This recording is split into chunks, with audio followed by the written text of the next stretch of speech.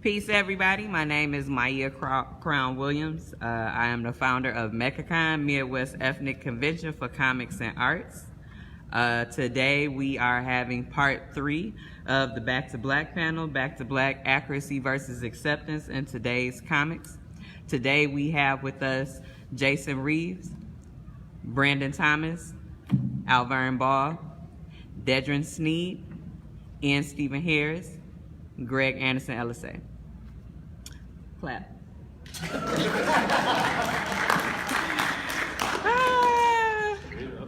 Okay, unfortunately today, Carl Jones of Black Dynamite, Boondocks, Laser Wolf, the Jellies, all of that good stuff. He couldn't make it, but we do have these wonderful people with us still who are just as fabulous. This is part of the Back to Black panel series. Back to Black is a traveling panel that we have taken around the country and abroad for the past two and a half years now. It was created by myself and comic creator and film creator Tony Patrick. We have been basically addressing not only who these creators are, so people know who they are now, but also accuracy in culture and Black culture and how it transfers into comic books and graphic novels, based on how people can loosely transfer culture and make culture what they feel like they want it to be in a book. So real quick, I'm gonna have everybody quickly introduce themselves, starting with Jason, quickly.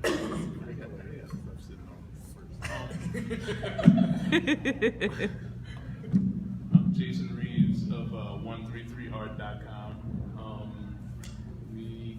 We're an independent comic book publisher and independent comic book printer, and we create, our flagship books are Kid Carvers and One Nation.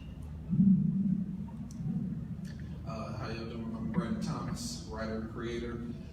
Previous projects include The Many Adventures of Miranda Mercury, did a long run of Voltron comics for Dynamite Entertainment, done some stints at Marvel and DC, creator on the series from Skybound Image called Horizon. My most recent project is my second project with Skybound Image called Excellence, just launched on May 8th. Got some great reviews, sold out of the first issue, so we're feeling pretty confident about the future of that series. So that's what I'm up to. Alverne Ball. I write kind of a little bit of everything. I write for 133 Art on One Nation. I'm also the co-creator of Kid Carvers. I write crime novels, film, TV. I kind of write just about anything that comes to mind. Yeah, y'all can hold the mic. Howdy y'all, my name is Dedren Snead from Atlanta, Georgia, writer and content creator of a fantasy series called Sorghum Spear, and pretty much that's my first book. I'm Stephen Harris. I'm a 28-year veteran of comic books. I've won a few awards and I was nominated for the book Watching the Holmes. I've done work with Marvel, DC. I do storyboards and I cook.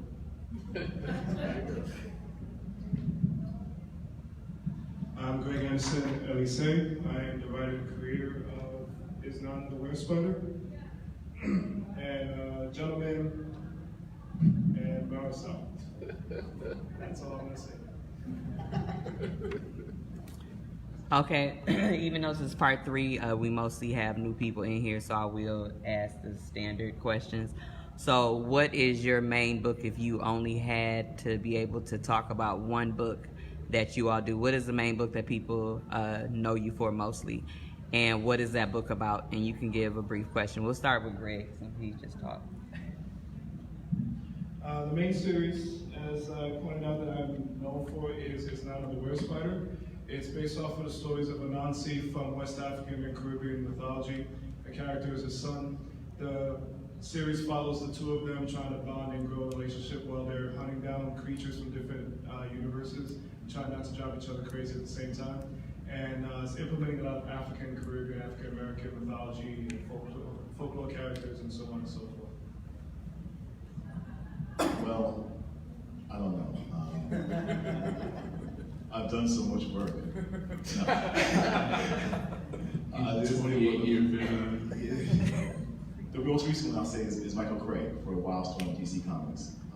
Is the product I'm known for, but I also have a great on some co-created books, Fringe and Ajala. But most recently was Michael Craig for DC Wildstorm. For me, my main book is Sorghum and Spirit, so I only have one book, I only have one choice. But with that, it's a fantasy series about young girls that grow up in a town with monsters and learn how to beat them up.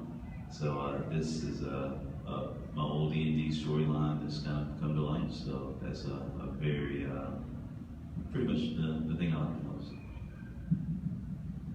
For me, it's kind of hard because they're in two different circles. But I guess I'm known for Virgin Wolf. It's the story of a young woman named Virgin who was hunting the father of all werewolves in 1605 France. That's me.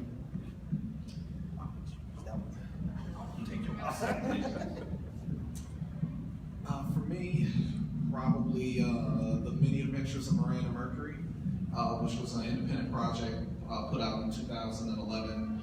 They got a couple of awards, and that actually led to some of the relationships that led to some of my current work. So I'll say Miranda Mercury is probably one of my career highlights. Also Noble, I did a 14-issue run, the flagship title for Maia Forge's Catalyst Prime series. But this time next year it'll be Excellence.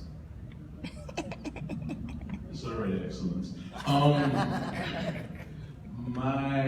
guess what we would be known for would probably be our best-selling book, Kid Carvers.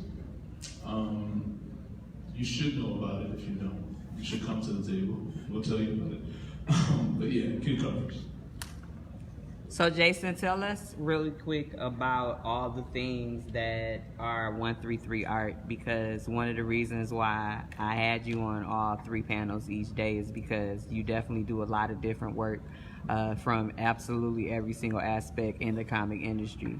And I definitely wanted to highlight you. So tell everybody what 133 art actually is, awards you have gotten, things of that nature, Okay. who you work with. So a little bit of my background. I started out as a freelance illustrator, and I've done some freelance work for companies like Hasbro, SY Magazine, Marvel Upper Deck.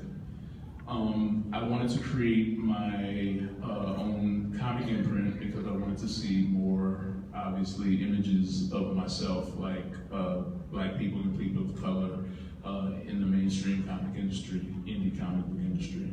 133 Art was created to fulfill that goal, and we became an independent publisher, creating books that I've created. We're branching out into other publishing deals with other indie creators, and we also print and distribute comics for indie creators.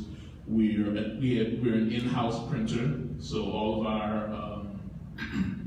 of our merchandise we print. We fulfill Kickstarters for like Harriet Tubman, Demon Slayer. We printed a few of these guys' books up here. It's None Other Where Spider, Zulu from Alverne here. Sorghum and Spirit. Yeah, Sorghum and Spirit, actually. I don't know why I forgot that. It's an amazing book. But yeah, we printed, so my goal, like sort of my mission statement, is to put our images out into the world for people to consume and for us to get into other media. People usually use comic books as a gateway to produce animation and movies and television.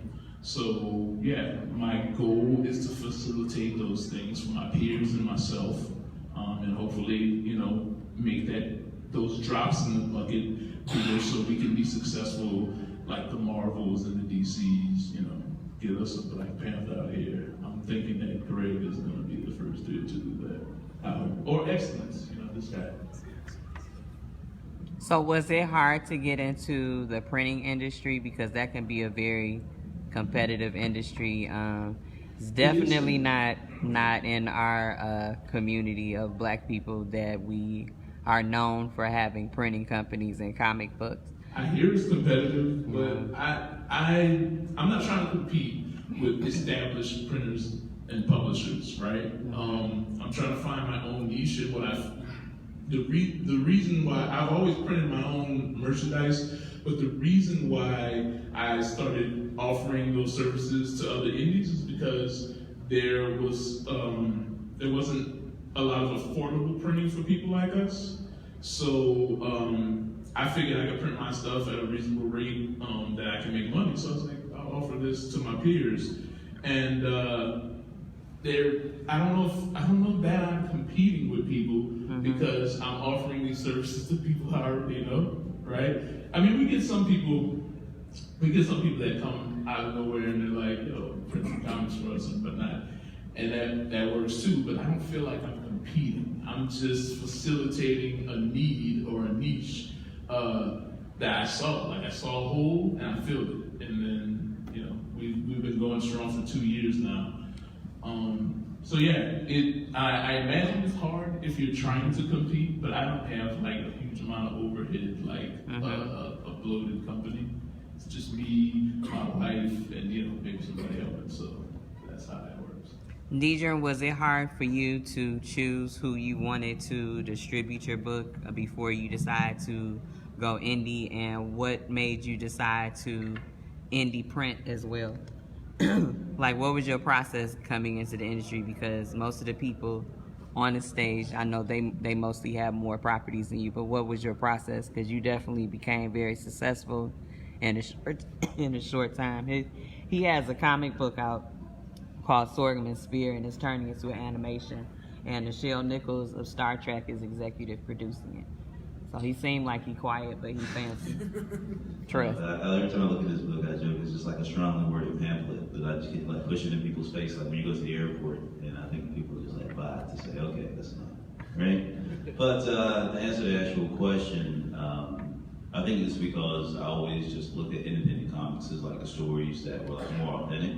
I had an opportunity to do more representation. So when I saw that Jason had that as an opportunity, as I backed a lot of Kickstarters and then back to Kickstarters, a lot of people here, it was really a no-brainer to look at a way to do something that was sustainable for the community. And then to his point, I mean, we were in the same spaces and he was delivering a great product, and frankly, it was a lot more competitive and going to like a lot of these larger pieces. But from there, again, I think it was just really being able to pick up the phone and be able to talk to somebody that could like walk me through that process, first time creator, and then likewise the community that was not holding things to the chest, but was like actually teaching us like how to do this. So I think that kind of success is just really relying on like the independent community to really be like this organic classroom that you can kind of incubate ideas and things grow and develop. So the Sorghum experience that anything is because of the independent community.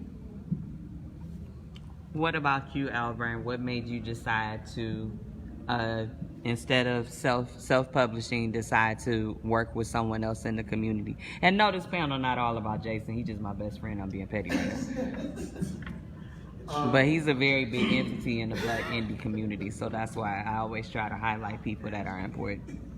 But what made you decide to self-publish, as far as like co-publish with the brand like 133 Art, or even if you had chose a different Black indie publishing company? For me, it's always been organic. I'm a true believer there are two people in the world: there are doers and sayers. Exactly. So I'm a doer, and I'm one of those type of people that once I set my mind to do something, I gotta finish it. I need to get it done. And how it happened, how me and Jason met. We met at a San Diego Comic-Con some years ago, and then randomly, like a panel or something like this, and we just exchanged cards. And then 2 years out of the blue, after that time, he called me up or emailed me. He's like, "Hey, I got this comic book series and I need a writer for it." He was like, "Would you be interested?" And I read this outline for it, and I was like, "Yeah, I think I can do that," because I hadn't really written anything superhero-wise other than Zulu.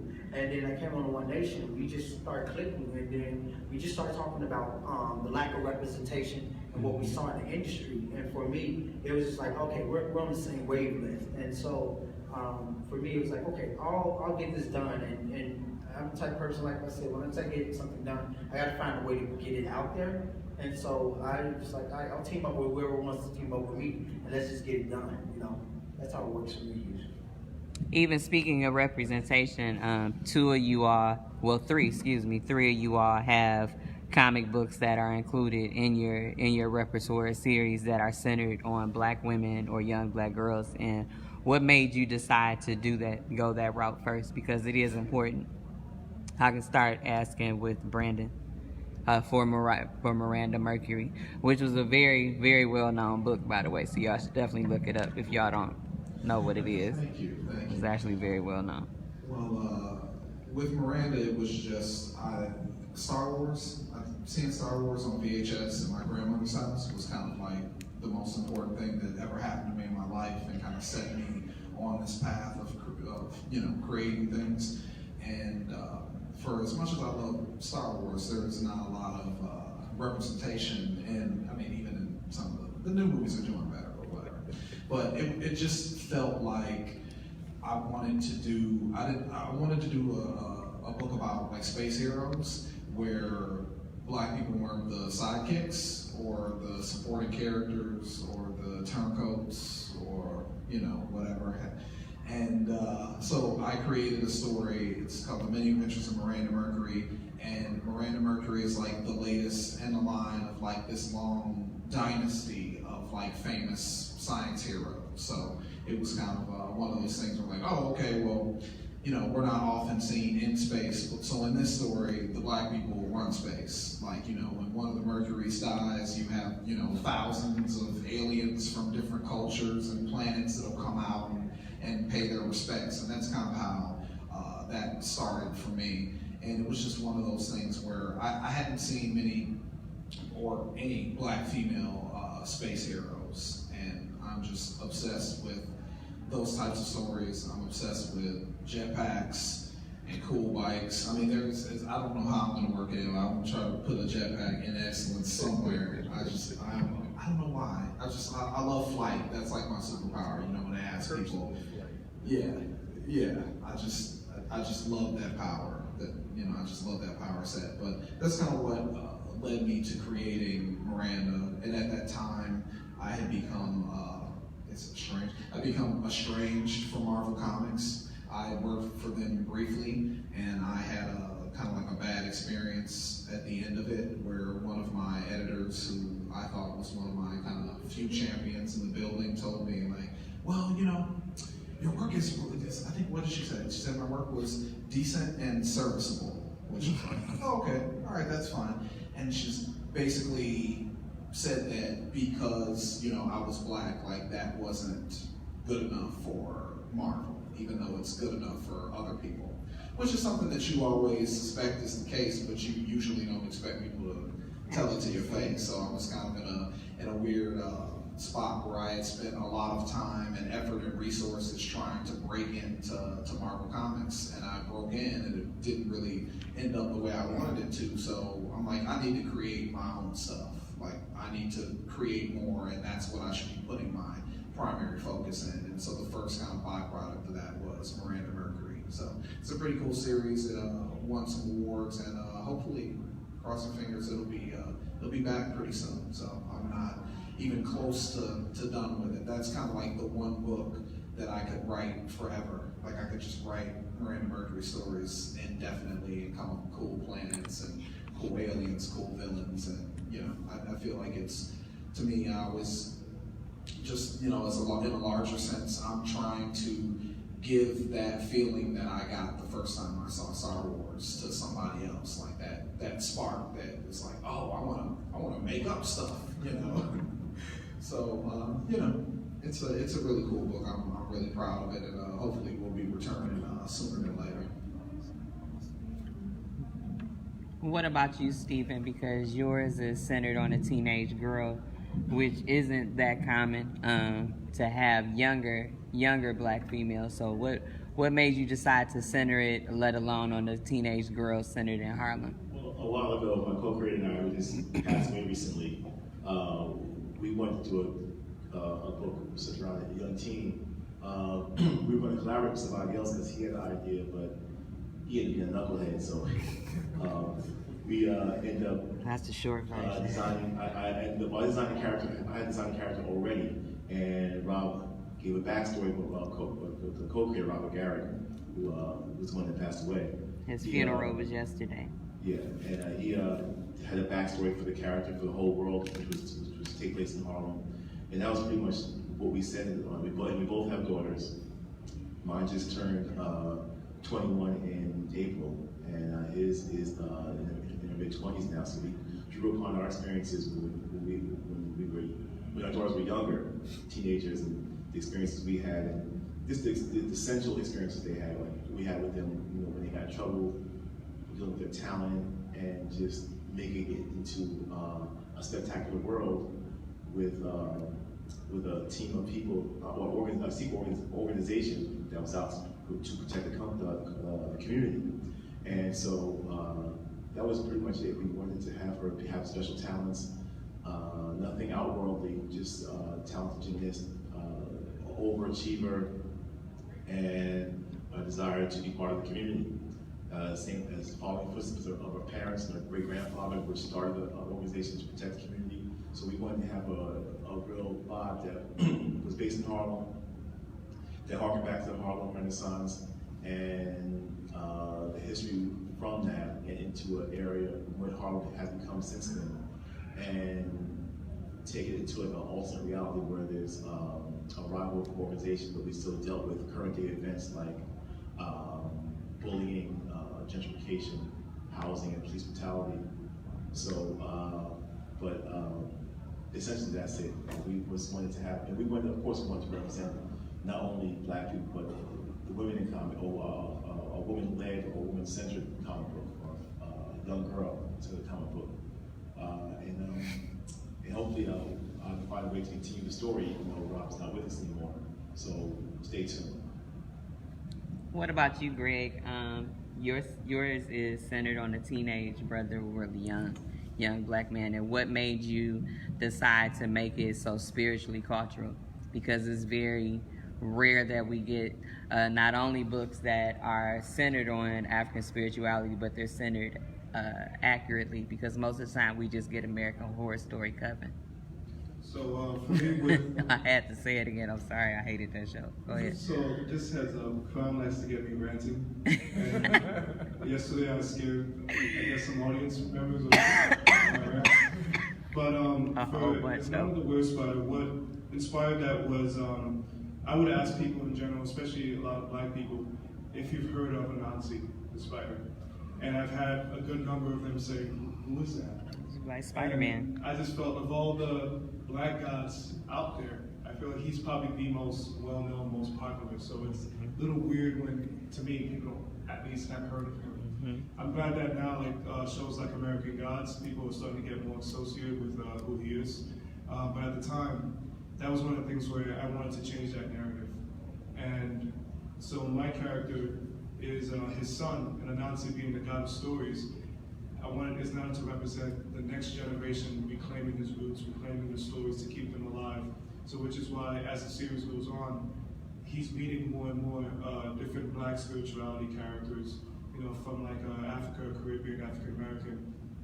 And I wanted to definitely center on the youth of it, coming of age type of story. And I feel like we don't really get too many coming of age stories centered on Black kids. And pretty much that's what inspired that, what I want to do with his series. What about with The Gentleman, which is an LGBTQ-centered situation? What made you decide to not only do it, but even have courage to do it? Because a lot of times that can be a very fearful thing. You could be scared that you won't sell it. You could be scared you might get exiled out of the community, like I have because of my mouth. So what made you? With the Gentleman series, I decided I wanted a Black male bisexual lead, because we do not see that at all in a horror story at that. So for one, it's not often we see a bisexual Black led story. You don't really see any LGBT hero when it comes to fantasy like that. And I wanted to change that, especially growing up, always loving horror. That's my thing, and sort of giving people that voice of this is the hero finally. And of course, when the news came out about it, there was a lot of people excited, you know, and of course there was a lot of people, I would never support this shit, it's disgusting, blah, blah, blah. You know, and to me, I was just like, no, it's not for you, I don't really give a fuck, you know? And I guess also being very blatant about that was enough to get a lot of people still want to, you know, check it out, because there's a lot of authenticity that we're not seeing in these type of stories, you know? And I tell people too all the time, even when I'm at panels, I'm doing talks, and I come from like the school of Toni Morrison, you know? If you want to read my stories, even if you do not look like me, you do not, you know, have my same background, it's totally cool. Like, I don't really care if it's not for you. You know, I'm writing it for the people who are looking for this type of work, who want this type of representation. You know, so whether you buy it or not, whether it sells, I really don't care. Alverne, tell us a little bit about Virginia Woolf, briefly, about what this book is about and what actually made you decide to write that book, because it's also a well-known series in the indie community. Yeah, for me, it's kind of hard to explain. Like, I've come to the realization that I tell people I see stories like Ray Charles hears music, and for me, everything starts with a word. And I was walking down the street and I heard the name Virginia Woolf. I looked up and there was a street sign that said Wolf in there, and instantly heard Virginia Woolf. And as most people think of Virginia Woolf, the writer, I thought of Virginia Woolf as Virgin Woolf. And when I started, and once I heard Virgin Woolf, I remembered this story about the Roanoke colony that disappeared in 1576. And what a lot of people don't realize is that out of that mystery of the disappearance of the Roanoke colony, there was one person that was born as being considered the first true American, and her name was Virginia Dare. And once I heard Virgin, I heard Virginia Dare, and I was like, I know what the story's going to be about. And it was about the disappearance of that Roanoke colony, and you find out that it was all done by I won't give it away because there's certain people that haven't read it yet. But it's all done with the idea that werewolves decimated this colony and set about this new world order where this one guy is setting, I guess you can call them packs of wolves around the world, and he's been setting them up in places near kings and queens, because the ultimate goal is to assassinate every king and queen in the world and force a second dark age in which everyone turns to the church, and when he ascends to Pope. So that's kind of how Virgin Woolf came about, and how why I love history too. So that's how it all spins out. And even with history, because I was about to go to Dedren,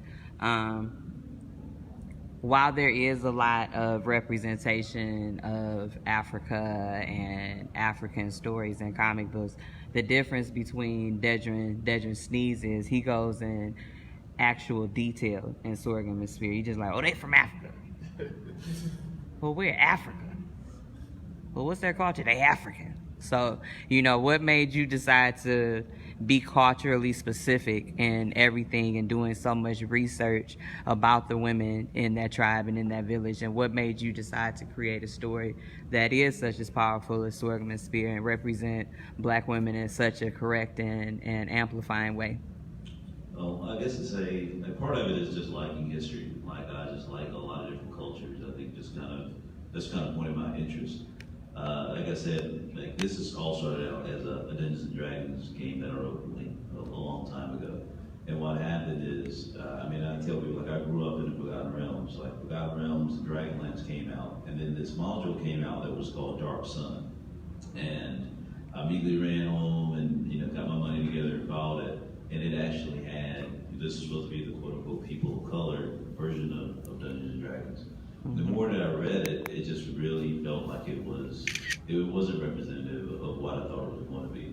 It really just had some very tan slaves that really hasn't been out in the sun, and they spent more time designing these monster called their king, which I loved, more than the actual inclusive people that I thought was going to be part of it. And so I went home, and when we were playing the game, we made up, basically we kind of hacked it up and made our own rules and called it the Eternal Realm. And that's really when Sorghum History started. And so we kind of rewrote this game to look at what we didn't know about Africa. And at that time, Pan-Africanism was very big. And so we were actively going and trying to find out about not just Kemetic Africa, but about where we came from and feel like as a diaspora.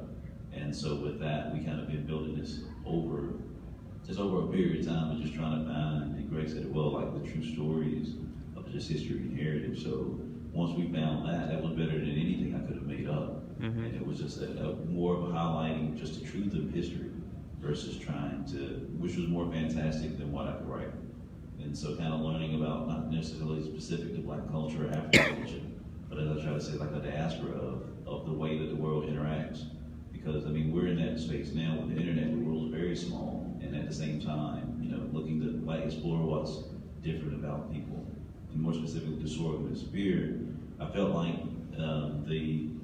the premise of a world that was all women would help me kind of distill, really about us as humans, and particularly about the history of Africa being the center of humanity.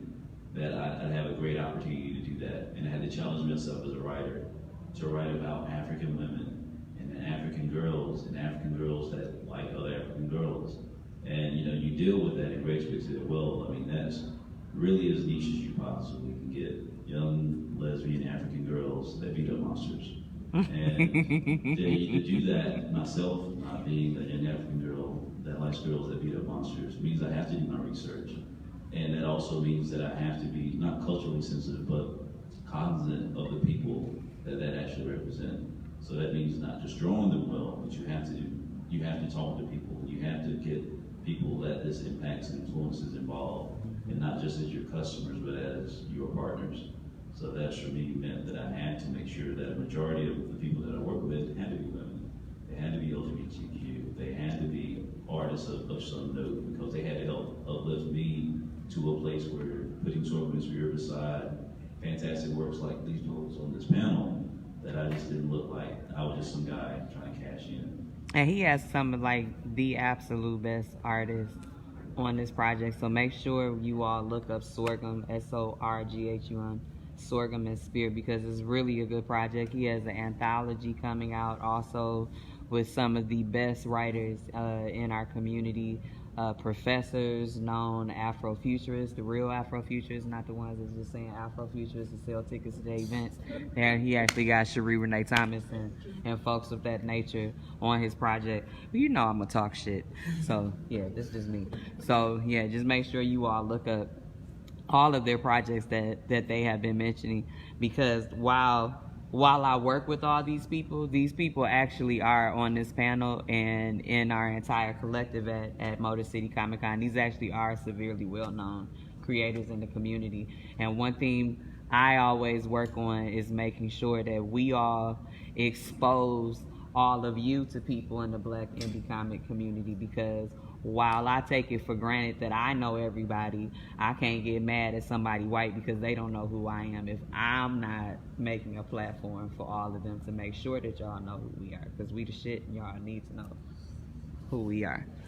But anyway, one of the questions I want to talk about, or one of the questions I want to ask is what you all think about characters like Luke Cage. And I'm not talking about the watered down. Well, I'm gonna talk about Luke Cage, not the watered down version that they're trying to eliminate who he was originally. But how do you all feel about forced stereotypes of the African American community in mainstream comic books? Because while a lot of people love saying they love Marvel and DC, back in the day, Marvel and DC didn't really treat brothers right.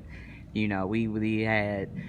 were on heroin, we ain't had no daddy, we was locked up. Y'all ever saw that meme? Our body parts were cut off. We only loved white women and white women only. If we had a black woman, we dogged her out. And I mean, Luke Cage had the whole line of stereotypes, didn't he? He had the whole. They threw all of them. Gave him a tiara. I'm gonna stop talking. What do y'all feel about Luke Cage and now the difference in comics and how they're trying to better represent our culture? Yeah. even though it's not by much, but you know, Sure. I'll be Sure, quiet. Nice, I'll tell them the truth. Yeah. All right. Not specifically about Luke Cage, but I just want to point out something that I always notice whenever Marvel is putting out a new project that has a black creator attached to it. For 5 minutes, because then they'll fire us after this book starts selling. But go ahead. Just saying. All right. So the problem, I want to say one of the chief problems with mainstream comics and kind of black representation is a lack of imagination from an editorial standpoint. Anytime they recruit a black writer, and also something else to point out, typically most of the black people that end up writing comics of any note at Marvel or DC are superstars in another realm. They're successful novelists, successful political writers. That's a whole nother conversation. Directors, where white guys get to just write comics. They somehow manage to find white writers who do exclusively comics and put them on real books and give them real talent to work with.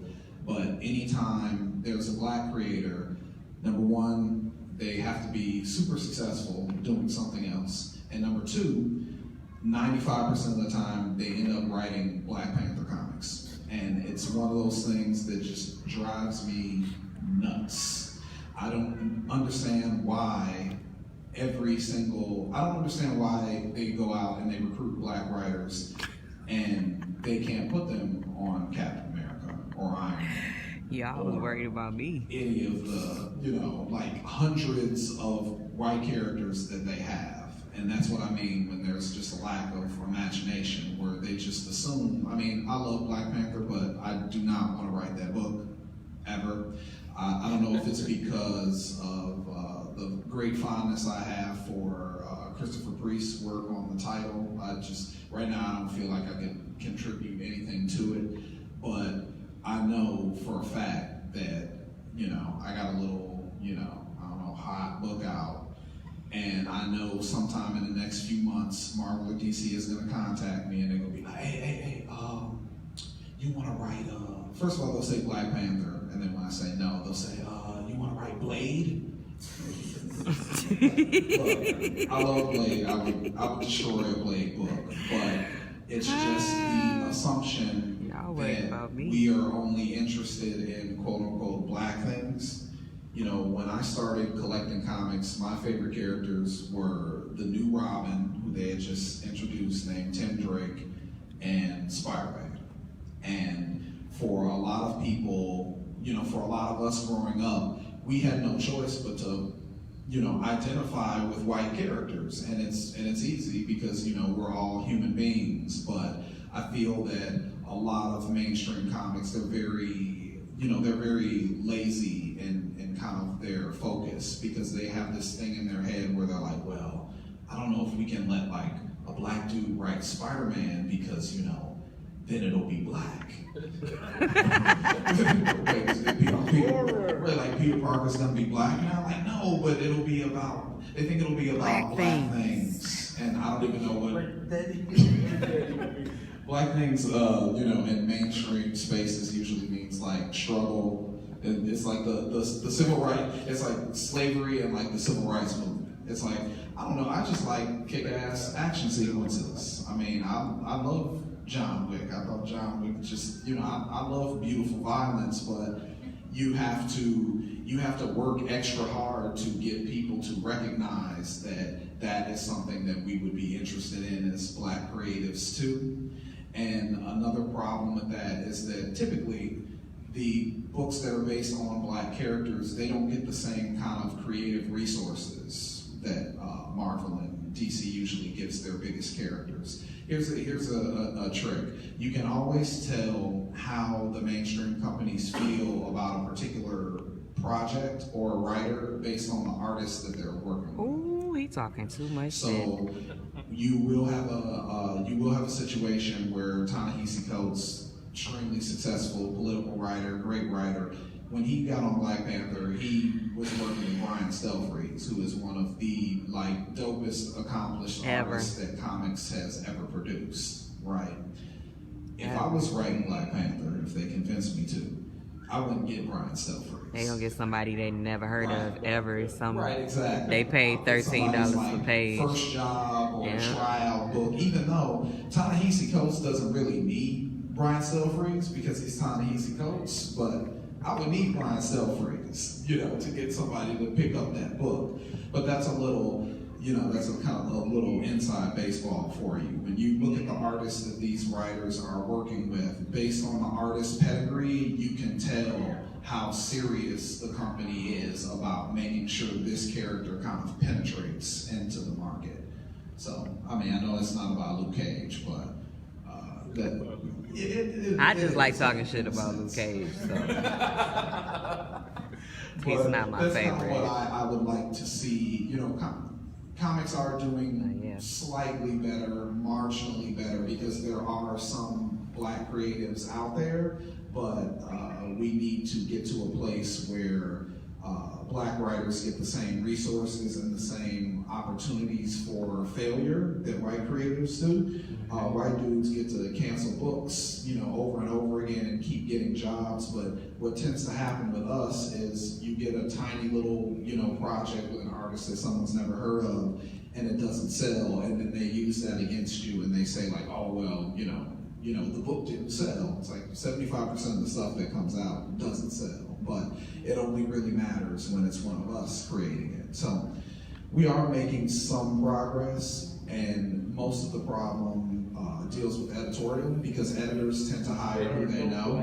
There are no Black editors. There are some, but it's not that many, and they're not as known. There's Carl Bowlers, there's Joe Illich, right? Exactly. Every 5 minutes. And white dudes, tend to know white dudes, and so that's who they hire. Mm-hmm. So that's kind of like, editors are like the gatekeeper. Like once you start making different choices about who's actually editing your books, you get different creators. So. Does anybody else have anything to say about Luke Cage? Yeah, well. Luke Cage. I only stress Luke Cage because, seriously, real quick, when Luke Cage was first developed, he literally had every single negative stereotype you could possibly think about Black men in one book, and it's just really crazy. But go ahead. All right, so I actually have a love-hate relationship with Luke Cage. For the most part, I think the general concept of him, a bulletproof man who's fighting in the hood, trying to better his hood, I think that's pretty dope. One mistake you have, back when it was created, the late 60s, early 70s. The late 60s. Total Black exploitation, time, and understandable, you're trying to capitalize off of that. But then you dress him up, supposed to be a man who escapes from prison. But you got a tiara. Who wears chains around his waist, and he wears a tiara over his head. Like a and that's his barbarian. costume.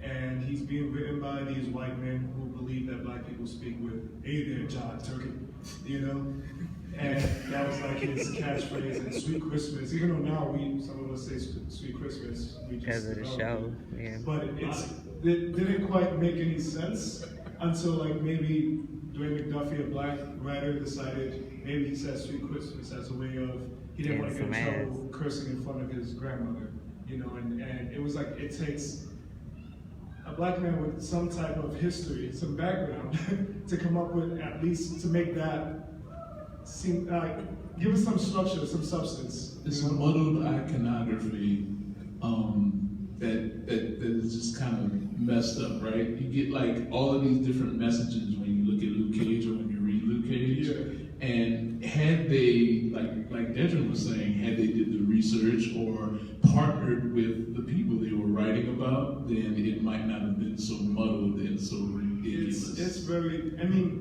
I feel like over time they've tried to make him more accessible, a better representation of a Black, of a Black man. But even then, it was just even this TV show I had a lot of issues with, for a while, thinking back, especially growing up, in the hood, and teaching and seeing how the youth is, I get very annoyed of when the media represents people who speak, with slang, they wear particular streetwear, they're represented as like, these guys are the thugs. You should stay away from these type of individual, these young men. And for a while, they started representing Luke Cage as that type of person. And for me, I was like, I think it's cool that he's a good, in a way, they try to push him as a positive black male who speaks hood. He has a do-rag sometimes, and stuff like that. I was like, that's pretty cool. I like that. But it would still be written by a white man, right? So we still weren't getting like that authenticity that could have made him like really propel. When we finally get him in the TV show that he gets, they totally removed that hood element, and I think a lot of that had to do with the actor just cannot. Listen. It's not from the hood. He ain't no Luke Cage, He tries man. to dab and totally fucks up that whole dab. It pisses me off. So But bad. then it was like to the point where all of a sudden now he became the representation of this is the proper black man. He was in the hood being the proper black man trying to protect people from the thugs now. And in a story structure wise, all of a sudden everyone in Harlem had no fathers, and to the point where that became a subtext, so everyone has guns in Harlem, but none of these have fathers. And it's like, what are you trying to tell with this character? Black daddies don't exist. You finally have the opportunity to represent, like this black superhero, to the point where they crashed Netflix. People were so excited. They pushed so much about this black man with a bulletproof skin in a time where kids are being shot, wearing hoodies, and he's wearing a hoodie. And none of that was actually even shown in the show. He's fighting black people. Like, don't beat up the police, guys. Yeah, don't beat up the police. It's just like, it's all these messages and visuals that I feel like Scary a lot shit. of mainstream tries to push Programming. some of these black characters, especially characters like Luke Cage. But then it's like really take some time to think about that message, the subtext that's being presented. And it's just like, it's all over the place. It doesn't make any sense. And it's very offensive. And it's a drastic different show from Black Lightning, because Black Lightning is the polar opposite. But I don't want to keep talking about Hollywood stuff. That's the end of my rant. I'll stop. Okay, the last thing I want to say before we take questions from the audience. Is there anything that you all are working on that's coming out that you want the audience and viewers to know about?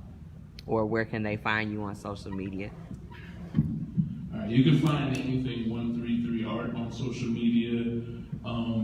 We're at 133 Art everywhere: Facebook, Twitter, Instagram. Our main site is 133art.com. You can find 133 Art printing there. All our merchandise, print and digital. We distribute, like I said earlier, so we ship it directly to your home, or you can download it, into your email. What we have coming out, our brand new book, Redcon, just came out of the presses. We just had a successful Kickstarter run, and now it's available on the site. It is a time travel sci-fi tale about broken time, governments misusing time travel technology, and the agency created to fix all that. So that's us. And real quick, somebody is on live saying that Greg needs to give Luke Cage his shirt back. But go ahead. I was actually thinking about that. I was like, Proceed, Brandon, proceed. Thank you. you can find me on Twitter and Instagram. My handle is bwrites247. It's BWRITES 247. My main focus right now is the second print of one that will be in storage June 12th. The second issue will be in storage June 19th, which also happens to be Juneteenth, which is a little appropriate given the content of that issue, without spoiling some of it.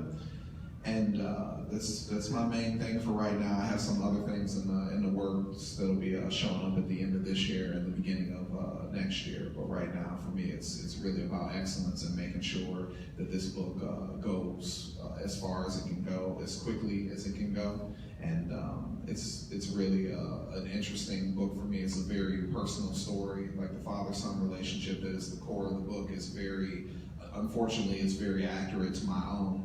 And I feel like that's one reason that people have responded so kind of passionately to it so far, because it feels real and genuine. And even though it's a little uncomfortable to have this kind of some of this material kind of exposed in public, I'm really glad I was able to push past it and get it out there, because I think it's really good, and I think it is the work of our careers. Like some of the best scripts I've ever written, and the work that Kari Randolph and Emilio Lopez, I always do that, Emilio Lopez, his colors. I know, it's too many. 10 minutes left. All right. And, yeah, so by excellence, it's available everywhere, comic stores, digitally, and first trade will be in stores this fall, but why wait? And for the white people specifically who don't know what Juneteenth is, please look it up. Make sure y'all look up Juneteenth, because that's actually a wonderful thing for you all to learn about. This is very important in our culture. I've been celebrating Juneteenth since I was adopted at 4 years old, so it's very serious. And especially in Detroit. Detroit has one of the biggest Juneteenth celebrations in the United States because it's Detroit. But go ahead, Alverne.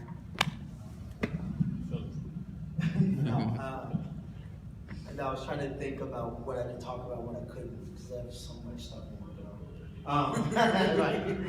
So you can just find me on all the social places at Alverne Ball, Alverne Ball. That's or you can go to my website, alverneball.com.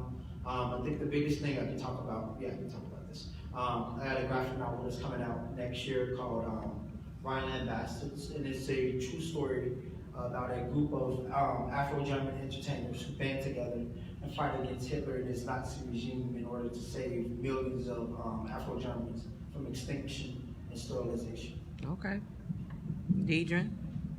Thank you. You can find my main work at Sorghum and Spear. That's sorghumandspear.com. You can follow me on Instagram and Twitter at our studio, which is Green County Creative. That's Green with an E, Green Co-Create.